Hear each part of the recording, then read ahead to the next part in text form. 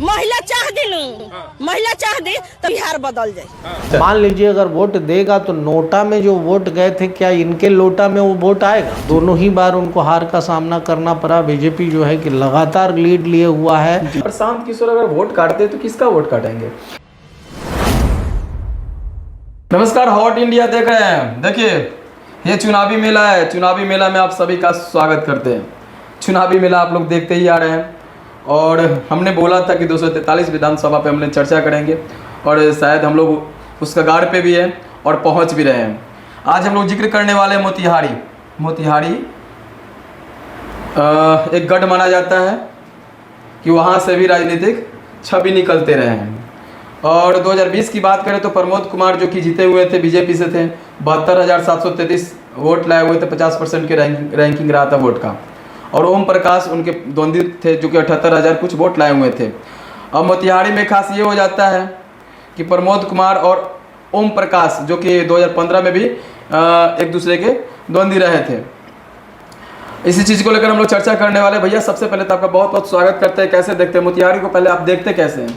देखिए पूर्वी चंपारण में मोतिहारी जो ये सीट है ये हॉट केक सीट है और उसका प्रभाव जो है कि ईस्ट चंपारण वेस्ट चंपारण दोनों जगह पड़ता है।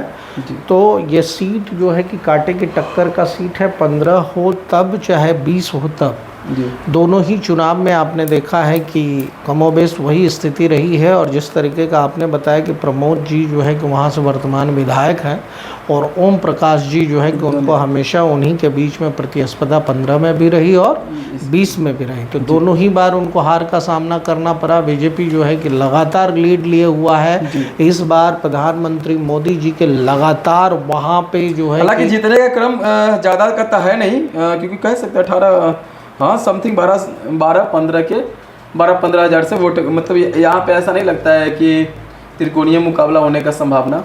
देखिए होने के लिए तो सब जगह त्रिकोणीय मुकाबला के कयास लगा ही जा रहे हैं, क्योंकि कई सारी पार्टियां और ख़ास करके प्रखर रूप से पहले दो ही पार्टियों की लड़ाई होती थी, एनडीए गठबंधन और महागठबंधन। लेकिन अब जो है कि 243 सीटों पर प्रशांत किशोर के चुनाव लड़ने से हर जगह एक कैंडिडेट आपको मजबूत मिलेगा।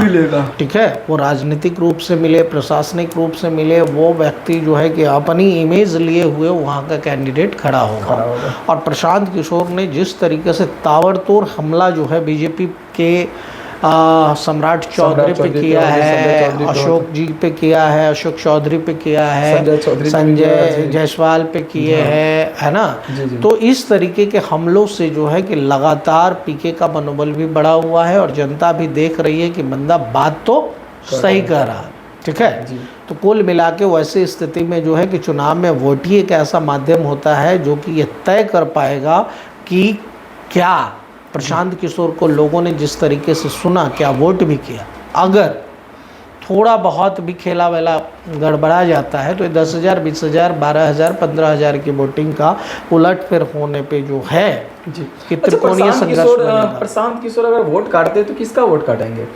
देखिए वो किसका वोट नहीं काटेंगे, जो वोट कटवा कहा जा रहा है। प्रशांत किशोर के बारे में तमाम मीडिया कर्मी चला रहे हैं कि वोट कटवा है। इसको कैसे देखते हैं आप? देखिए वोट कटवा तो तब तक जब तक कि वो वोट काट न दे तब तक उनको वोट कटवा कहना भी उचित नहीं होगा, क्योंकि उनको वोट देगा कौन? अच्छा। मान लीजिए अगर वोट देगा तो नोटा में जो वोट गए थे क्या इनके लोटा में वो वोट आएगा? ठीक है, ये भी देखने लायक होगा।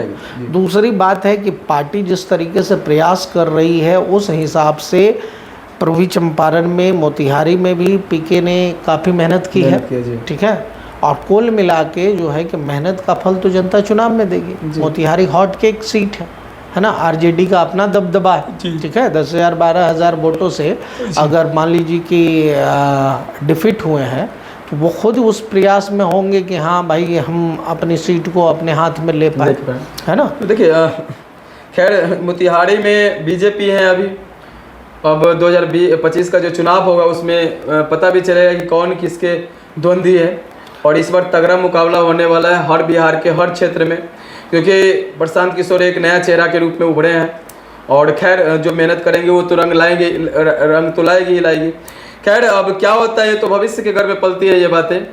तब जब चुनाव होती है वो तब आपको पता चल जाएगा। और चुनाव जो कि बहुत नज़दीक है, और आप लोग देखते ही आ रहे हैं, चैनल को सपोर्ट कर रहे हैं। जी भैया कुछ बोलना चाह रहे हैं आप? हम कह रहे हैं कि हॉट इंडिया का ये प्रेडिक्शंस हैं कि त्रिकोणीय संघर्ष जो है मोतिहारी में दिखाई देगा जी। खैर त्रिकोणीय मुकाबला होने का संभावना व्यक्त हो रहा है, जो कि मोतिहारी में। अब मोतिहारी हॉट सीट है और ये हॉट सीट किसके नसीब होता है ये देखना दिलचस्प हो जाए। बने रहिए हमारे साथ, देखते रहिए हॉट इंडिया। हमें दीजिए इजाज़त, धन्यवाद, नमस्कार।